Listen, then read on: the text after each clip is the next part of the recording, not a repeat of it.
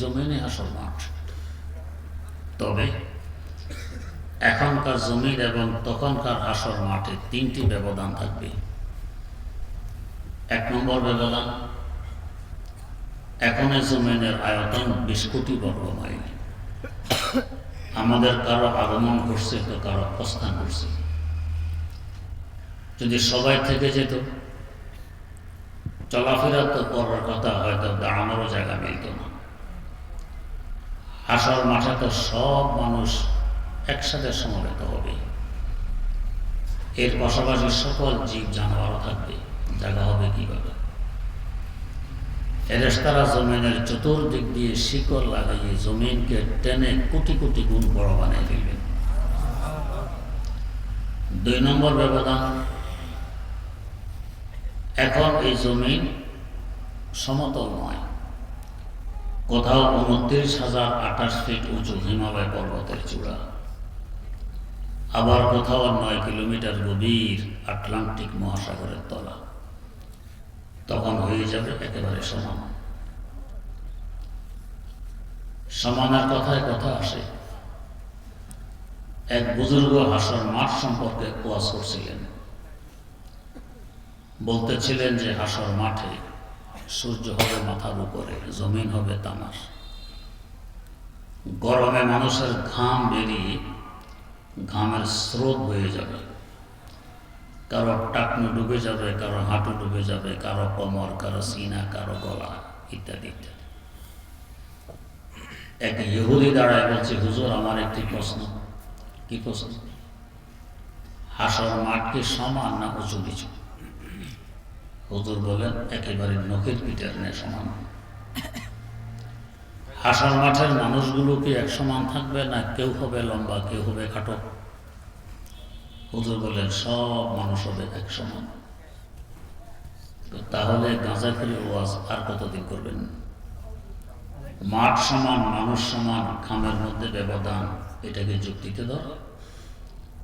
মাঠ যদি উঁচু নিচু হতো, তো যে উপরে দাঁড়াইছে তার হয়তো টাকনো কিংবা হাঁটু পর্যন্ত কাম হবে, যে নিচু জায়গায় আছে তার হয়তো কোমর কিংবা সিনা অথবা গলা পর্যন্ত কাম হবে। অথবা মানুষ যদি লম্বা খাটো হতো, যে খাটো তার গলা পর্যন্ত গাম, যে লম্বা তার হয়তো হাঁটু পর্যন্ত গাম। মানুষও সমান, মাঠও সমান, ঘামে হবে ব্যবধান। এই অযৌক্তিক কথা। উত্তর চাই। হুজুর বললেন, উত্তর চাইলে তোমার জামাটি খুলে আমাকে দাও। ইহুদি জামা খুলে দিল। হুজুর তার জামাকে দলা করে এর উপরে নিজের রুমাল পেঁচাইলেন। এবার একজন মুরিদকে ডেকে বললেন, এই কাপড়গুলো নিয়ে আগুনের চুলায় দিয়ে আসো। মুরিদ কাপড়গুলো নিয়ে আগুনের চুলায় দিয়ে আসো। মুরিদ ছিল না আমাদের মতো চালাক বাঙালি। চালাক হলে বলতো, আগুনে জ্বালায় লাভ কি, হুজুর রুমাল আমি রেখে দিই, বরকত হবে। হুজুর ওয়াজ করছেন। একটু পর ইহুদি দাঁড়াইয়ে বলল, হুজুর আমার জামাও দিলেন না, প্রশ্নের উত্তরও দিলেন না। হুজুর মুরিদকে বললেন, যাও তো কাপড়গুলো চুলা থেকে বের করে নিয়ে আসো। মুরিদ লোহার শিক নিয়ে রওনা করছে। আমরা হলে বলতাম, হুজুর নিজ হাতে আগুনে দিয়ে আসলাম, কবে জ্বলে পড়ে ছাই হয়ে গেছে, খামাখা যাওয়া আসায় সার হবে, এর থেকে তো ভালো আপনার ওয়াজ শুনি, উপকৃত হবে। যেমন পীর তেমন মুরিদ। লোহার শেক নিয়ে গোতা মেরে দেখেন যে জামা তো আছে, বের করে নিয়ে আসলেন, হুজুরের সামনে রাখলেন। হুজুর ইহুদিকে ডেকে বলল, আসো সামনে। আসলো, পোটলাটা খোলো। উপরে তো হুজুরের রুমাল, ভিতরে ইহুদির জামা। ইহুদি রুমালের প্যাচ খুলে দেখে ভিতরে ছাই চারটা, তার জামা নেই। উপরে হুজুরের রুমালে আগুনের দাগও লাগলো না। এবার হুজুর তাকে প্রশ্ন করলেন, যুক্তির দাবি, আগে আমার রুমাল জ্বলবে, তারপর তোমার জামা জ্বলবে। আমার রুমালে আগুনের দাগও লাগলো না, ভিতরে তোমার জামা জ্বলে পুড়ে ছাই হয়ে গেল, উত্তরটা আমাকে দাও। ইহুদি বলছে, হুজুর আমার অন্তর এখন পরিষ্কার সাক্ষী দিচ্ছে আপনি সত্য, আপনার ওয়াজ সত্য, আপনাদের কিতাব কোরআন সত্য, ইসলাম সত্য, সব সত্য। অতএব সে সত্য আমিও মেনে নিলাম। লা ইলাহা ইল্লাল্লাহু মুহাম্মাদুর রাসূলুল্লাহ। তো হাসর মাঠ হবে একেবারে সমান। 3 নম্বর ব্যবধান, এখন তো জমিন মাটির, তখন হবে তামার। বিচারালয় হবে কোথায়? বর্তমান যে জায়গাকে আরাফার ময়দান বলা হয় এটাই বিচারালয়। এখন আরাফার ময়দানের আয়তন 12 বর্গ মাইল। তখন জমিন যে হারে বড় হবে আরাফার ময়দানও ওই হারে বড় হবে। এখানে ইনসাফের পাল্লা প্রতিষ্ঠা করা হবে কিয়ামতের দিবস। একটি প্রাসঙ্গিক কথা, যদি কোনো অপরাধী আসামি এমন হয় বাস্তবে সে অপরাধী, সপক্ষে কোনো সাক্ষী নেই, বিপক্ষে সাক্ষী আছে, হাকিম ঘুষ খায় না, বিচারক ঘুষ খায় না, বাঁচার উপায় কি?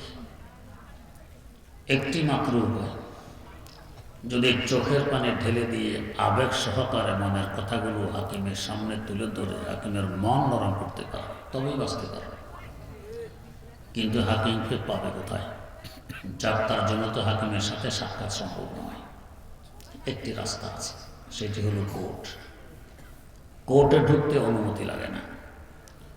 এই লোকটি যদি বারবার কোর্টে আসা যাওয়া করে এক সময় হাকিমের দৃষ্টি পড়বে, কৌতূহল হবে একথা জানার লোকটি বারবার কোর্টে কেন আসে।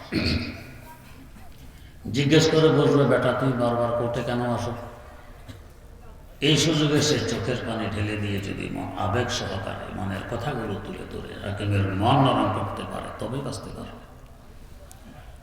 আমাদের মধ্যে আমরা এমন কে আছি আল্লাহ রাব্বুল আলামিনের ওই কোর্টের আসামি নই? সবসময় গুনাহে লিপ্ত। আমার অঙ্গ পর্যন্ত আমার বিরুদ্ধে সাক্ষী দিবে, বাঁচার উপায় কি? আল্লাহ রাব্বুল আলামিন হবেন বিচারক, তাকে পাবো কই আমার কথাগুলো বলতে? আল্লাহ পাক একটি সুযোগ রেখে দিলেন যে বান্দা কোর্টে আসো। আরাফার ময়দান হইল কোর্ট, কোর্টে আসো। যুলহজ্জের 9 তারিখ সূর্য পশ্চিম আকাশে ডুবার পর থেকে নিয়ে অস্ত যাওয়ার আগ পর্যন্ত আমার রহমতের সাগরে জোশ ওঠে, রহমতের তরঙ্গ বয়ে যায়। এই সময় যদি চোখের পানি ঢেলে দিয়ে আবেগ সহকারে মনের কথাগুলো আমার দরবারে তুলে ধরতে পারো, তোমার আব্বা আদম আলাইহিস সালামের ক্ষমা এখানে হয়েছে, তোমারও ক্ষমা এখানে হবে। এই লক্ষ্যে আল্লাহ রাব্বুল আলামিন প্রতি বছর লক্ষ লক্ষ মুমিন মুসলমানদেরকে ডেকে নিয়ে যান কোর্টে, আরাফার ময়দান। হাদিস শরীফে আছে, হাজি যখন আরাফার ময়দান থেকে বের হয় কান্নাহু বলে দাঁড়িয়েও যেন সে আজ মাতৃগর্ভ থেকে বেরিয়ে এসেছে, নিষ্পাপ হয়ে আরাফার ময়দান থেকে বের হয়।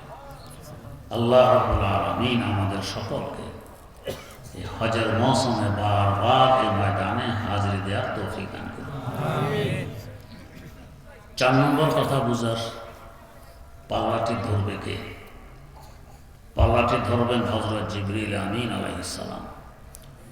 এই বিশাল পাল্লা ঝুলন্ত অবস্থায় রেখে অসংখ্য মানুষের অসংখ্য আমল এবং কথা মাপ দিবেন। কত শক্তির দরকার! আল্লাহ পাক তাকে ওই শক্তি দান করেছেন।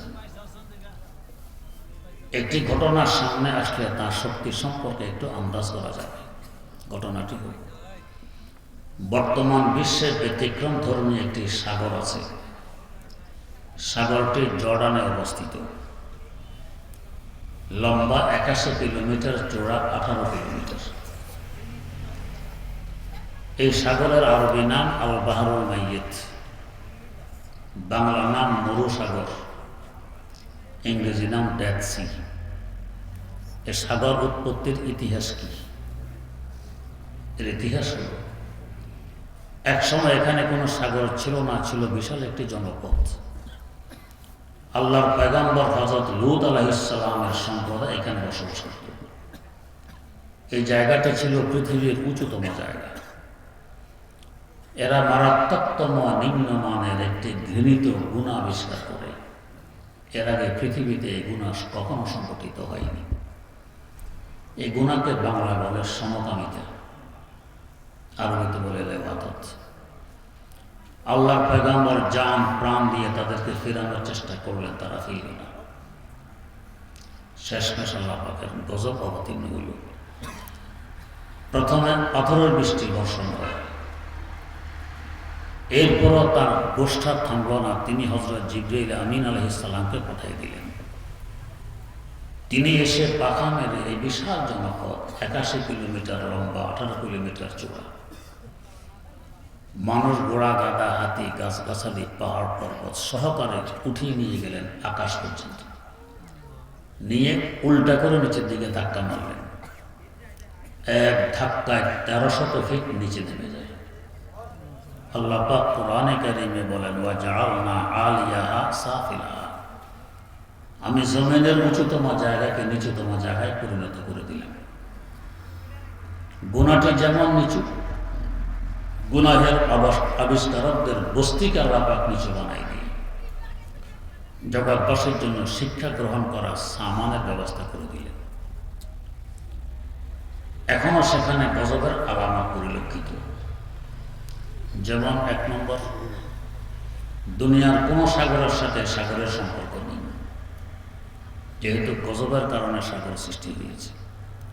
2 নম্বর, দুনিয়ার সাগরের তলায় বহু উদ্ভিদ জন্ম নেয়, এই সাগরের তলায় কোনো উদ্ভিদ জন্ম নেয় না। গজবের কারণে কোনো ঘাস, গাছগাছালি, জঙ্গল সাগরের তলায় জন্ম নেয়। 3 নম্বর, দুনিয়ার সাগরে অসংখ্য প্রাণী, মাছ ইত্যাদি বসবাস করে, এই সাগরে আজ পর্যন্ত কোনো প্রাণীর সন্ধান মিলেনি। গজবের কারণে কেউ এখানে বাস করে না। 4 নম্বর, কোনো মাছ ইত্যাদি ধরে এনে ছেড়ে দিলে তৎক্ষণাৎ মারা যায়, গজবের প্রভাবে মাছ জিন্দা থাকে না। 5 নম্বর, দেখতে দেখা যায় পানি স্বচ্ছ পরিষ্কার, গোসল করে উঠলে এক প্রকার রাসায়নিক বস্তু দেহে চিমটে ধরে, সাবান শ্যাম্পু দিয়ে পরিষ্কার করাও কঠিন হয়, গজবের প্রভাব। 6 নম্বর, দুনিয়ার সাগরের লেয়ার, পানির পিঠ যেখানে, এই সাগরের পানির পিঠ এর থেকে 1300 ফিট নিচে। 7 নম্বর, দুনিয়ার সাগরের পানি লবণাক্ত, লবণের মাত্রা 3 থেকে 6%, মরুসাগরের লবণের মাত্রা 26%। এই ইতিহাস যে শুধু মুসলমানরা জানে তা নয়, পশ্চিমা বিশ্বের ইহুদি খ্রিস্টানরা জানে। এরপরেও যে গুনাহের কারণে গজব নাজিল হয়ে বিশাল একটি জনপদ সাগরে পরিণত হয়ে গেছে, ওই গুনাহে তারা এখন লিপ্ত। ধর্মীয়ভাবে তাদের পোপ ফতোয়া দিয়ে দিয়েছে সমকামিতা বৈধ, সরকারও আইন করে দিয়েছে সমকামিতা বৈধ, পুরুষ পুরুষে বিয়ে করা, নারী নারী বিয়ে করা তাদের দেশে বৈধ। ফলস্বরূপ আরেকটি গজব নাজিল হয়, এইডস নামক রোগ। 97,000 নয়, তাদের দেশে লক্ষ লক্ষ যুবক যুবতী এইডস রোগে আক্রান্ত হয়ে দুকে দুকে মারা যাচ্ছে। কোনো চিকিৎসা পর্যন্ত আবিষ্কার হয়নি, হয়তো হবেও না। তারা তো এই মারাত্মকতম গজবে নিপতিত। মুসলিম জাহানকে আল্লাহ পাক এখনো হেফাজত করেছেন। এই রোগ এখন মুসলিম জাহানে তেমন নেই, যেহেতু এরা গুনাহ থেকে বাঁচে। এরা চায় যে মুসলমানরা গজবে নিপতিত হোক, তাই বিভিন্ন সময়ে কলা কৌশলে চেষ্টা করে যাতে গুনাহটা মুসলিম জাহানে ছড়িয়ে দেওয়া যায়। যেমন বর্তমানে আপনারা হয়তো শুনেছেন, ট্রান্সজেন্ডার নামক শিরোনাম দিয়ে চায় এই গুনাহ দেশে ছড়িয়ে দিতে। বলতেছে ট্রান্সজেন্ডার মানে হিজড়া অধিকার প্রতিষ্ঠা। 100% মিথ্যা কথা, ধোঁকা। বর্তমানে ট্রান্সজেন্ডার অর্থ হইল কোনো পুরুষ যদি দাবি করে আমি নারী, সরকার মানবে সে নারী, জনগণকেও মানতে হবে সে নারী। তো নারী যদি দাবি করে আমি পুরুষ, সরকার মানবে সে পুরুষ, জনগণকে মানতে হবে সে পুরুষ। এর ভিতরে লুকিয়ে আছে সমকামিতা। আল্লাহ মুসলমানদেরকে সজাগ থাকার তৌফিক দান করুন। তো বলতেছিলাম জিবরিল আমিন আলাইহিস সালামের শক্তি, যার এক ধাক্কায় বিশাল জনপদ 1300 ফিট নিচে নেমে গেছে। একজন ফেরেশতাকে যে আল্লাহ এত শক্তি দিতে পারেন, ওই আল্লাহর শক্তি কি পরিমাণ। 5 নম্বর কথা বুঝার, হাসর মাঠের মানুষগুলো প্রথমে 3 ভাগে বিভক্ত হবে। এক ভাগ হবে এদের ঈমান আছে, নেক আমল আছে, কোনো গুনাহ নেই, এরা বিনা হিসাবে জান্নাতে চলে যাবে, মাপজুপের দরকার হবে না। আল্লাহ করুন আমরা সকলেই এদের অন্তর্ভুক্ত হই। এরা 5 প্রকারের মানুষ।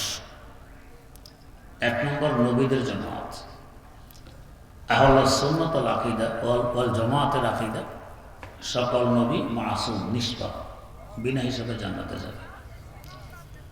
2 নম্বর সাহাবায়ে কেরামের জামাত, তারা মাসুম না হলো মাহফুজ, কখনো কোনো পদস্খলন যদি ঘটেও থাকে আল্লাহ পাক সব ক্ষমা করে দিয়ে তাদেরকে দুনিয়া থেকে ডেকে নিয়ে গেছেন। 3 নম্বর ওই সমস্ত ভাগ্যবান ব্যক্তিবর্গ যারা মারা যাওয়ার আগে তওবা করে গুনাহ ক্ষমা করতে সক্ষম হয়েছে।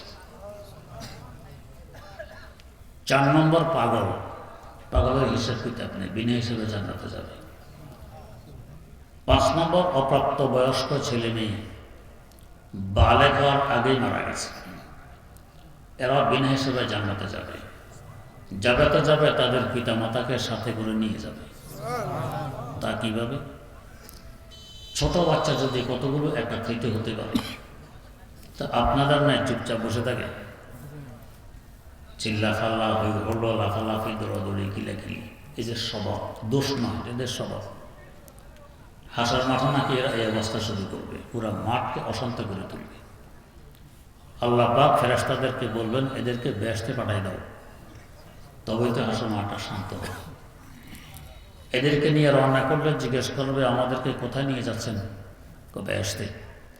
আমরা তো একা কোথাও যাই না, ছোট বাচ্চারা একা যায় আব্বা আমা ছাড়া? আমাদের আব্বা আমাকে সাথে দিলে রাজি আছি। আব্বা আমা তো হিসাব আছে, দেরি হবে, তাহলে আমরা এখানে আসি, যাচ্ছি না। আল্লাহ পাক বলবেন এদের আব্বা আমার সহকারে এদেরকে বেহেশতে দিয়ে আসো। কানজুল উম্মাল একটি বিশাল হাদিসের কিতাব, 18 খণ্ডের। এই কিতাবে একটি হাদিস পড়েছি, কোনো একটি গোশতের টুকরাও যদি গর্ভপাত হয়, এটাও তার আব্বা আমাকে নিয়ে জান্নাতে যাবে। আর এক সম্প্রদায় হবে এদের ঈমান নেই, এরা বিনা হিসাবে জাহান্নামে যাবে। এরা কাফের, মুশরিক, নাস্তিক, মুরতাদ, দাহারি ইত্যাদি। আর এক সম্প্রদায় হবে ঈমান আছে, নেকামল আছে, বদামল আছে। এদের নেকামল বেশি না বদামল বেশি, এদেরকে বোঝানোর জন্য মাপ দেওয়া হবে। আল্লাহ পাক তো এমনি জানেন। এদের আমল মাপ দিতে গিয়ে এরা 3 ভাগে বিভক্ত হবে। এক ভাগ হবে এদের নেকামল বেশি, বদামল কম। বেশি নেকামলের বরকতে কম বদামলগুলোকে আল্লাহ পাক নেকামল দিয়ে পরিবর্তন করে এদেরকে জান্নাত দিয়ে দিবে। বদামলকে নেকামল দিয়ে কেন পরিবর্তন করবেন? সময়ের স্বল্পতা এখন আর বলতেছি না। আরেক সম্প্রদায় হবে বদামল বেশি, নেকামল কম। এরা এদের বদামল পরিমাণ সাজা ভোগ করার জন্য জাহান্নামে যাবে। সাজা ভোগ হয়ে গেলে কিভাবে জাহান্নাম থেকে বের করে জান্নাতে পাঠানো হবে, ঈমান অধ্যায় এরা পড়ে এসেছে, তাই এখানে আর বললাম না।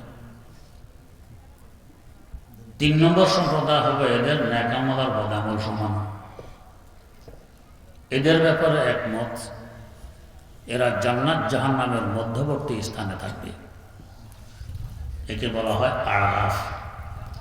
নেকের কারণে জান্নাতের কিছু সুখ শান্তি ভোগ করবে, বদের কারণে জাহান্নামের কিছু অশান্তিও ভোগ করবে। তবে ওদের ব্যাপারে আমরা আরেকটি আশা পোষণ করতে পারি, তা হল যদি এদের নেকি আর বদি সমান, আরশের উপরে লেখা আছে গালাবাত রহমতে গজবি। আল্লাহ পাক বলেন আমার গজব থেকে আমার রহমত অনেক বেশি। নেকামল রহমতকে টেনে আনে, বদামল গজবকে টেনে আনে। আকর্ষণ শক্তি উভয় দিকে সমান, নেক আর বদ সমান হওয়ার কারণে। কিন্তু রহমত যে বেশি, তাই নেক আমলের দিকে রহমত এসে যাবে বেশি, বদ আমলের দিকে গজব আসবে কম। আশা করি এদের বদ আমলগুলোকে আল্লাহ পাক নেক আমল দিয়ে পরিবর্তন করে এদেরকে জান্নাত দিয়ে দিবে। 6 নম্বর কথা বুঝার, কোটি কোটি মানুষের হিসাব শেষ করতে কোটি কোটি বছর তো দরকার হবে। এত সময় লাগবে না, সামান্য সময় হিসাব নিকাশ শেষ হয়ে যাবে। তা কি করে সম্ভব? একটি প্রতিষ্ঠানে হিসাব শেষ করতে আমাদের 3 মাস লাগে। আগে তো বুঝাইতে কষ্ট হতো, এখন সহজ হয়ে গেছে। আগের যুগের মুরব্বীরা, দাদি নানি কিভাবে গুনতো? ঘন্টা ঘন্টা করে। 5 ঘন্টা হলে কয়ে হলো 1/20। এর উপর গণনা জানতো না, জানার প্রয়োজনও পড়তো না। এই 1/20 গণতো, আধা ঘন্টা লাগাই দিত, এরপরে করতো ভুল। দাদি 1/20 সুপারি বিক্রি করবে বাজারে, পান খরিদ করবে, আধা ঘন্টা সময় ব্যয় করে 5 ঘন্টা গনে নাতিকে ডাকে, ভাই সুপারিগুলো বাজারে নিয়ে বিক্রি করো, আমার জন্য পান খরিদ করো। সতর্কতামূলক বলে, আবার একটু দেখো তো গণনা ঠিক হলো কি নেই। নাতি গুনে দেখে 2টা বেশি। নাতি বড় চালাক, দাদি 2টা দেখি কম, তো দাদি আরো 2টা দেয়, 1 ঘন্টা লস। নাতি 1/20 বিক্রি করে দাদির পান খরিদ করে, উদ্বৃত্ত 1 ঘন্টা বিক্রি করে বুট বাদাম খায়। এ দাদিকে যদি বলা হতো, দাদি 1/20 গণনা করতে আধা ঘন্টা লাগাইছে, তারপরও করেছো ভুল, 1 ঘন্টা লস দিয়েছে। 1 কোটি গণনা করতে হতো, আধা ঘন্টা লাগবে না। দাদি জীবনে বিশ্বাস করতো, বলতে বলি পাগলের বলা। এখন যারা ব্যাংকে গেছেন কিংবা কোনো কোম্পানির কাউন্টারে গেছেন, কীভাবে টাকা গণে? কিছু তো আছে বান্ডেল ঢুকাইলে মেশিন গুনে দেয়, আর কিছু আছে টাকা ভিতরে ছেড়ে দিলে মেশিন গুনে ফেলে। কয়েক ঘন্টার কাজ কয়েক মিনিটে সমাধা করে দিচ্ছি। মেশিনটি আবিষ্কার করেছে তো আমাদের ক্ষুদ্র ব্রেন। আমাদের ক্ষুদ্র ব্রেন যদি এমন মেশিন আবিষ্কার করতে সক্ষম হয় যার মাধ্যমে কয়েক ঘন্টার কাজ কয়েক মিনিটে সমাধা করা যায়, ব্রেনের আবিষ্কারক আল্লাহ রাব্বুল আলামিনের পক্ষে কি সম্ভব হবে না? কোটি কোটি বছরের হিসাব নিকাশ কয়েক সেকেন্ডে শেষ করে দিতে সম্ভব। এরপরে একটি প্রশ্নের উত্তর দিলেন, এটা ছাত্র এবং আলেমরা বুঝবে। সেটা হল, ওয়া নাযাউল মাওয়াজিনাল কিসতা লিয়াউমিল কিয়ামা, আমি ইনসাফের পাল্লা প্রতিষ্ঠা করব কিয়ামতের দিবস। ইনসাফ হলো কিস্তে শব্দের অর্থ। প্রশ্ন যাবে, কিস্তের আবেদনিক অর্থ হলো জুলুম। এই হিসাবে আয়াতের অর্থ দাঁড়ায়, আমি কিয়ামতের দিবস জুলুমের পাল্লা প্রতিষ্ঠা করব। উল্টো অর্থ কিভাবে হইল? কেউ যদি বলে দিন অর্থ করে রাত, বৈধতা হবে না। তো কিস্ত মানে জুলুম, অর্থ করলাম ইনসাফ, তো অবৈধ কাজ করলাম।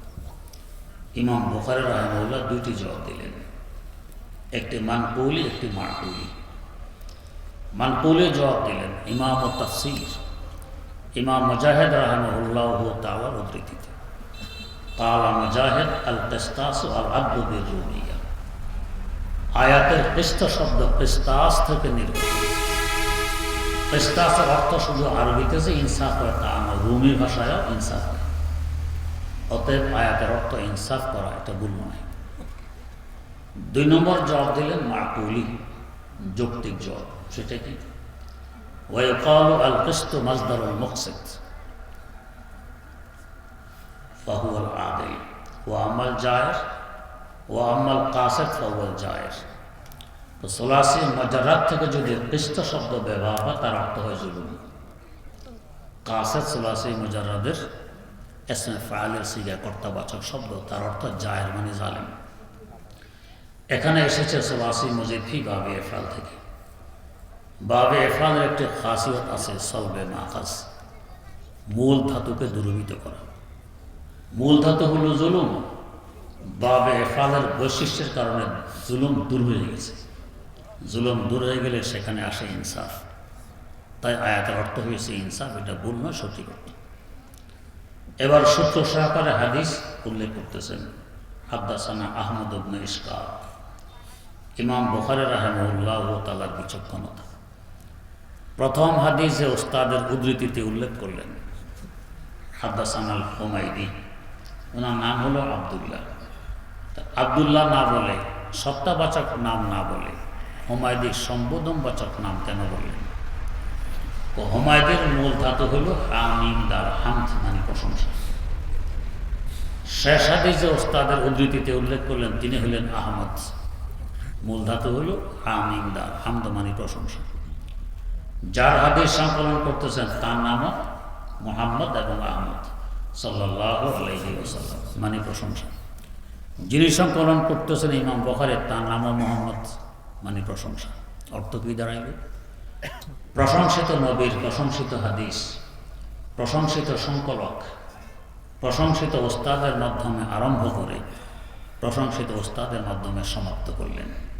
তার মানে কিতাবটি হবে বড় প্রশংসিত হয়েছিল। তাই কোরআনে কারিমের পর এত প্রশংসা দুনিয়ার আর কোনো কিতাব কুড়াইতে পারেনি যত প্রশংসার কিতাব পড়িয়েছে, এবং যারা কিতাব পড়বে, যারা পড়াবেন, এরাও হবে প্রশংসিত হয়েছে। তাই এবার হাদিসে উল্লেখ করতেছেন কালা নবী সাল্লাল্লাহু আলাইহি ওয়াসাল্লাম কালিমাতানে হাবিবাতানে ইলার রহমান, দুইটি বাক্য দয়ার সাগরের কাছে অতীব প্রিয়। মানে এই দুই বাক্য অনুযায়ী যারা জীবন পরিচালনা করবে, দুই বাক্যের ওজিফা যারা পাঠ করবে, তারা হবে রহমানের কাছে প্রিয়, মাহবুবে খোদা। ইলাল্লাহ না বল ইলা রহমান কেন? যেহেতু আলোচনা হাসর মাঠের, আল্লাহ রহমান ছাড়া কেউ সেখানে বাঁচতে পারবে না, তাই ইলা রহমান। খাফিফাতানে আলাল লিসান, তবে উচ্চারণে অনেক সহজ, আমলেও সহজ।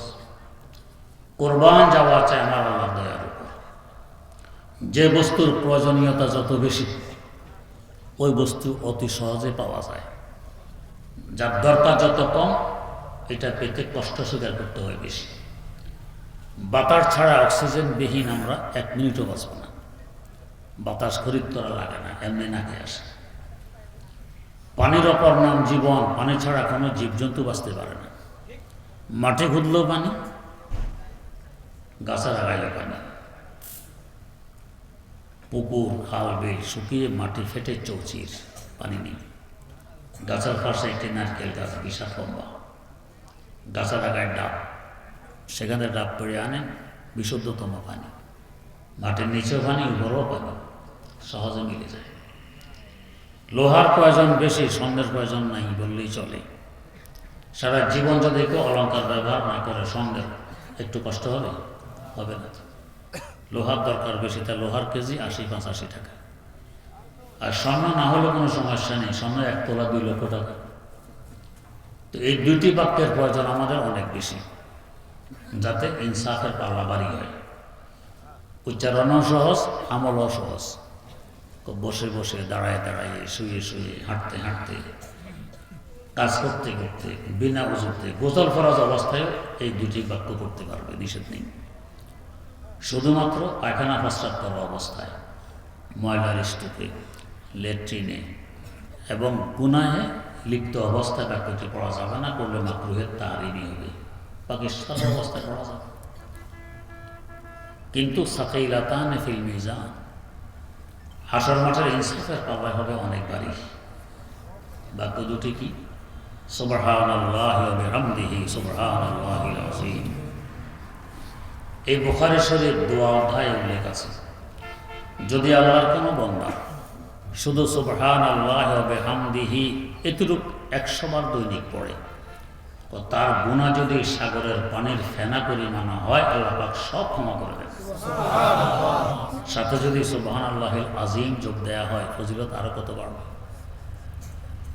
এরপর দুটি কথা, কেন 2 কালেমার ওজন এত বেশি? রাত্র বেশি হয়ে গেছে, এখন আর বললাম। 2টি কথা বলব। দাওরা হাদিসের 10টি হাদিসের কিতাব পড়ানো হয়, ব্যাখ্যা সহকারে কমবেশ প্রায় 1 লক্ষ হাদিস পড়ানো হয়। 1 লক্ষ হাদিস পড়ার সময় বলে কালান নবী সাল্লাল্লাহু আলাইহি ওয়াসাল্লাম। 1 লক্ষ বার দুরূদ শরীফ পড়ে প্রত্যেকটি ছাত্র। ব্যাখ্যা বিশ্লেষণে কোনো হাদিসের ব্যাখ্যায় 5 বার, 10 বার, 15 বারও আসে। নবী করিম সাল্লাল্লাহু আলাইহি ওয়াসাল্লাম বলেন, সব মিলিয়ে গড়ে যদি আমরা 5 বার ধরি, তো প্রত্যেকটি ছাত্র গত 1 বছরে 5 লক্ষ বার দুরূদ শরীফ পড়েছে। আপনারা হাদিস জানেন, একবার দুরূদ শরীফ পড়লে রহমত কয়বার আসে? 10 বার। তো 5 লক্ষ দুরূদ শরীফে কত লক্ষ রহমত আসলো? 50 লক্ষ, অর্ধ কোটি। একজন ছাত্র এই 1 বছরে 50 লক্ষ রহমত নিয়ে এসেছে। এই ক্লাসের ছাত্র শুনেছি 35 জন, তার মানে 17.5 কোটি রহমত নিয়ে এসেছে এরা এই 1 বছরে। দাওরায়ে হাদিসের বরকত মাদ্রাসার ছিল। আমরা সারা জীবন টানাটানি করলে এই 17.5 কোটি রহমত আনতে পারতাম না। আল্লাহ আজ সারা দুনিয়া বলতে গেলেন নাফরমানির অন্ধকারে নিমজ্জিত। 1 ফোঁটা পানি পাওয়ার উপযুক্ততা আমাদের নেই। এরপরও আমাদের থাকা, খাওয়া, পড়া, সুখ, শান্তি, রিজিক সব কিছু আল্লাহ দিয়ে যাচ্ছেন। কিসের বরকতে? এই মাদ্রাসাগুলোর বরকতে। এই সমস্ত মাদ্রাসা কোটি কোটি রহমত এরা নিয়ে আসে দুরূদ শরীফ দিয়ে। যেমন আপনাদের এক মাদ্রাসা নিয়ে আসলো 17.5 কোটি রহমত। রহমত হলো পানির ন্যায়। পানির ফোঁটা মাটিতে পড়লে চতুর্দিক থেকে এ পানি চুষে নিয়ে মাটি উর্বরতা লাভ করে, ফল ফলাদি ফলায়। রহমত নাজিল তো হয়েছে অত মাদ্রাসাকে কেন্দ্র করে ছড়িয়ে পড়েছে পুরো এলাকায়, সবাইয়ের ভাগ পেয়ে গেছে। এমনকি যদি কেউ মাদ্রাসা বিদ্বেষীও থাকে, আলেম ওলামা বিদ্বেষীও থাকে, তারাও ভাগ পেয়ে গেছে মাদ্রাসার মহল্লায় বসবাস করার বরকতে। এই মাদ্রাসাগুলোকে খুব মূল্যায়ন করি। এদের উসিলে আমাদের থাকা, খাওয়া, পড়া, সুখ, শান্তি, রিজিক সব চলছে, না হয় কবে বন্ধ হয়ে কিয়ামত কায়েম হইতো। শেষ কথা, সূত্র সহকারে হাদিস সামনে আসলে গ্রহণযোগ্যতা লাভ করে, বিনা সূত্রে হাদিস গ্রহণযোগ্যতা লাভ করে না। এ বুখারী শরীফ প্রথম খণ্ড শুরু থেকে শেষ পর্যন্ত পড়ার ভাগ্য জুটেছিল ওস্তাদ মুহতারাম শাইখুল হাদিস আল্লামা আজিজুল হক রাহিমাহুল্লাহ তাআলার কাছে, মাওলানা মামুনুল হক সাহেবের আব্বা। দ্বিতীয় খণ্ড বাইতুল মুকাররমের সাবেক খতিব মুফতি আজম আল্লামা মুফতি আব্দুল মুঈজ রাহিমাহুল্লাহ তাআলার কাছে। তবে ওই বছর কুরবানির সময় হযরতের ইন্তেকাল হয়ে যায়, তাই বাকি অংশ ওস্তাদ মুহতারাম হযরত মাওলানা আব্দুল মান্নান কাশিয়ানীর হুজুরের কাছে পড়া হয়। 3 জনের কাছে পড়ানোর অনুমতি দিলেন, ইজাজত দিলেন সর্বপ্রথম ওস্তাদ মুহতারাম শাইখুল হাদিস আল্লামা আজিজুল হক রাহিমাহুল্লাহ। 2 নম্বর কিশোরগঞ্জ জামে এমদাদিয়ার শাইখুল হাদিসের প্রিন্সিপাল হযরত মাওলানা আনোয়ার শাহ রাহিমাহুল্লাহ। 3 নম্বর হাটহাজারী মাদ্রাসার ওস্তাদ হযরত মাওলানা মুমতাজুল করিম রাহিমাহুল্লাহ, তিনি লিখিত অনুমতি দিয়েছেন। 4 নম্বর হাটহাজারী মাদ্রাসার বর্তমান শাইখুল হাদিস আল্লামা শেখ আহমদ দামাত বারাকাতুহু। 5 নম্বর আমার ওস্তাদ মুহতারাম হযরত মুফতি জাফর আহমদ রাহিমাহুল্লাহ। 6 নম্বর বর্তমান উজানের মেজুপীর হযরত মাওলানা আশিক এলাহি দামাত বারাকাতুহু। এই 6 জন হল বাংলাদেশের। 7 নম্বর দারুল উলুম দেওবন্দের মুহাদ্দিস হযরত সৈয়দ আরশাদ মাদানী দামাত বারাকাতুহু। 8 নম্বর দারুল উলুম দেওবন্দ ওয়াকফের মুহতামিম ছিলেন আল্লামা সালেম কাসেমী রাহিমাহুল্লাহ তাআলা।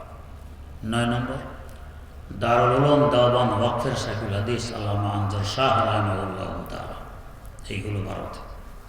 10 নম্বর তুরস্কের প্রসিদ্ধ আলেম হযরত শেখ মুরাদ রাহিমাহুল্লাহ তাআলা, তিনি লিখিত অনুমতি দিয়েছেন।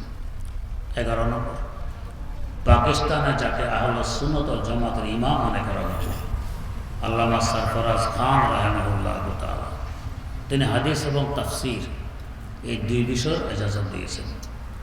12 নম্বর আমার ওস্তাদ মুহতারাম নাক্কাদ হাদিস আল্লামা আব্দুর রশিদ নোমানী রাহিমাহুল্লাহ তাআলা। 13 নম্বর আমার ওস্তাদ মুহতারাম মুফতি আজম পাকিস্তান আল্লামা মুফতি মোহাম্মদ রফি ওসমান রাহিমাহুল্লাহ, তিনি লিখিত অনুমতি দিয়েছেন।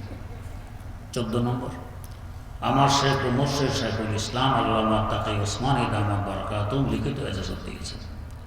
15 নম্বর মসজিদে নববীর ওস্তাদ বর্তমান সিরিয়ার রাজধানী দামেস্ক জামিয়া দামেস্কের হাদিসের ওস্তাদ ডক্টর সফওয়ান আদ দাউদি দামাত বারাকাতুহু মসজিদে নববীতে বসে লিখিত ইজাজত দিয়েছেন। 16 নম্বর, আরব বিশ্বে হানাফিয়তের আলমবরদার হযরত শেখ আব্দুল ফাত্তাহ আবু হুদ্দা রাহিমাহুল্লাহ হাদিস, তাফসীর এবং ফিকহ 3 বিষয় লিখিত এজাজত দিয়েছেন। আমার বিভিন্ন মাশায়েখদের পক্ষ থেকে এজাজত আছে, তাদের পক্ষ থেকে ছাত্র ভাইদেরকে এজাজত দেওয়া হলো, তবে 3 শর্তে। 1 নম্বর শর্ত, আহলুস সুন্নাত ওয়াল জামাতের আকীদায় বিশ্বাসী থাকা লাগবে। আহলুস সুন্নাত থেকে বেরিয়ে গেলে এ অনুমতি থাকবে না। 2 নম্বর, এলমি মাসগালা দূর রাখতে হবে, এলেম বাদ দিয়ে অন্য রাস্তায় চলে গেলাম, অনুমতি থাকবে না। 3 নম্বর, দেওবন্দিয়ত দূর রাখতে হবে। দেওবন্দিয়তের মূল হলো সুন্নতের পাবন্দি, আকাবেরের আজমত, সাহাবায়ে কেরামের ইহতিরাম। এই নয় যে আকাবের কি বুঝে, থানভী মাদানি কি বুঝে, আমি ভালো বুঝি, আলিয়াজুবিল্লাহ, তাহলে এজাজত থাকবে না। এই 3 শর্তে এজাজত দেওয়া হলো। আল্লাহ রাব্বুল আলামিন আমাদেরকে কবুল করুন। সুবহানাল্লাহি ওয়া বিহামদিহি, সুবহানাকা আল্লাহুম্মা ওয়া বিহামদিক, আশহাদু আল্লা ইলাহা ইল্লা আনতা, আস্তাগফিরুকা ওয়া আতুবু ইলাইক।